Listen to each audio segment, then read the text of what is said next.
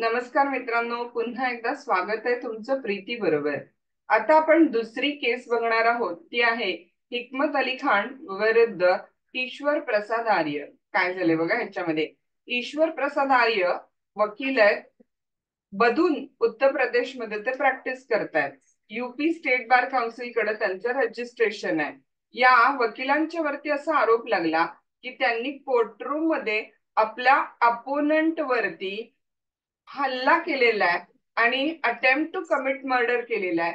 Even काही जणांनी पिस्टलचा आवाज ऐकलेला आहे असंही काही जणांचं म्हणणं आहे.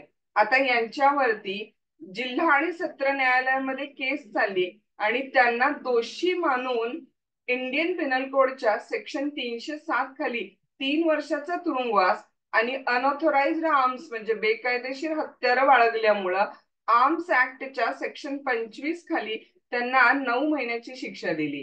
आता या शिक्षेची अंमलबजावणी व्हायच्या अगोदरच जिल्हा आणि सत्र न्यायालयाकडं एक पत्र आलं. ते पत्र असं दाखवलं गेलं की ते गव्हर्नर ऑफिस मधून आलेलं आहे आणि जे वकील आहेत त्यांची शिक्षा गव्हर्नर कमी करणार आहेत किंवा रद्द करणार आहेत अशा पद्धतीचं ते पत्र होतं.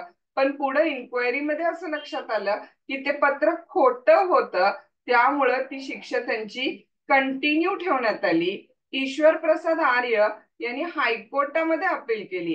हायकोर्टानं देखील त्यांची जी इंडियन पिनल कोड सेक्शन 307 खालची 3 वर्षाची शिक्षा आहे ती शिक्षा तशीच ठेवली.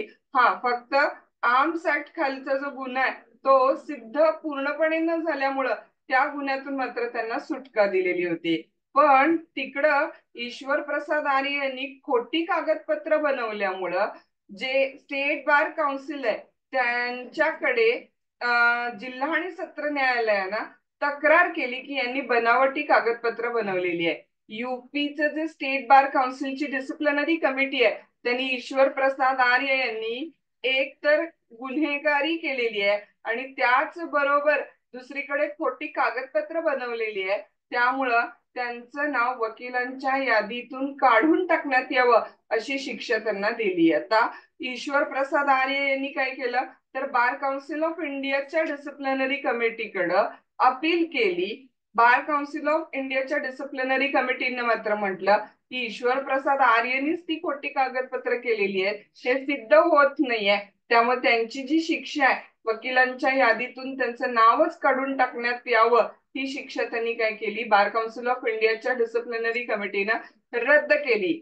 मग त्यामुळे या सगळ्या दरम्यान हिकमत अली खान यांनी पुन्हा काय केलं सांगा तर तक्रार केली आणि शेवटी सुप्रीम कोर्ट ऑफ इंडियानं निकाल दिला की ईश्वर प्रसाद आर्य यांच्यावरची जी 3 वर्षाची शिक्षा आहे इंडियन पिनल कोडच्या सेक्शन 307 खाली ती शिक्षा तर अंमलात यावीच यावी आणि त्याचबरोबर वकील म्हणजे न्यायालयाबरोबर काय तर ऍडमिनिस्ट्रेशन ऑफ जस्टिस मध्ये पार्टनर आहे, ते भागीदार आहेत न्यायदानाच्या कामामध्ये आणि त्यामुळं खोटी कागदपत्र बनवणं किंवा गुन्हा करणं हे काम वकिलांच्या प्रोफेशनला शोभत नसल्यामुळं ईश्वर प्रसाद आर्य यांचं नाव वकिलांच्या यादीतून रिमूव्ह करण्यात यावं, काढून टाकण्यात यावं अशी शिक्षा सुप्रीम कोर्टानं त्यांना दिली.